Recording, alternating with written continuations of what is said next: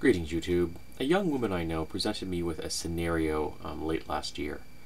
She found herself on a subway, and she noticed that there were two men and a woman that appeared to be rather inebriated. And from the context of the conversation and the questions that the men were asking this young woman, they didn't know her.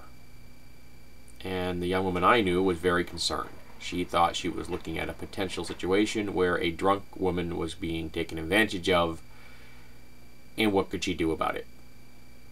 And that's a really tough call, whether you are male or female.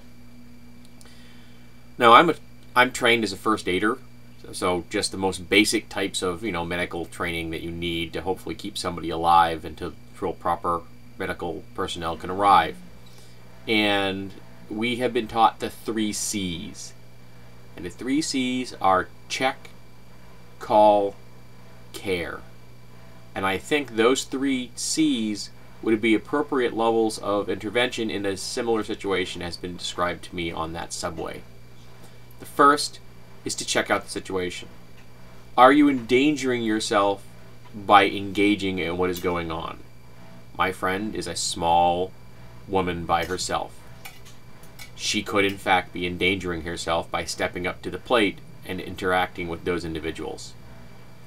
That is something that you are probably not going to want to do. Even if you're a guy, 2-to-1 odds, if they're drunk, could be dangerous. You don't know if they're armed. You don't know what kind of experience they have at physical confrontation. You don't know how likely they are to escalate to physical confrontation. You may think you have a good idea of how you will do in one, but practical application and personal opinion are 2 different things. The second is call. Now, obviously, when you're sitting on a subway, you may not have a signal, and making a phone call in front of individuals can escalate the situation already. So observe as best you can, get as much information as you can, and as soon as you can, make the call. And as far as the care stage, that would be the intervention stage, that is going to be something that you are going to have to make a call on yourself. You are going to have to judge, can I do this? Do I have the personal, mental, emotional, spiritual strength to step up to that plate? Do I have the physical ability to put myself into that spot and come out unharmed? Because if you get yourself pulled into something and get injured, or become a victim yourself, or a survivor of an attack, you're not helping the person that has originally instigated this desire for you to help a fellow human being. Your desire to help a fellow human being is commendable. It means that you have the ability to feel sympathy, compassion, and empathy for another human being. Bravo, and I mean that dead serious. Those things mean that you are a good human being, and you want to help your fellow man or woman, and you should be commended for that. But you should not be expected to throw your life away. Any more than if I see a burning building, I am required to run in because I think there might be someone in there. I have to make the call. Is throwing my life away worth someone else's life? Or am I just making another victim for the professionals to take care of when they arrive? Which is not helping the situation at all. It's diffusing their resources. This is a really hard topic.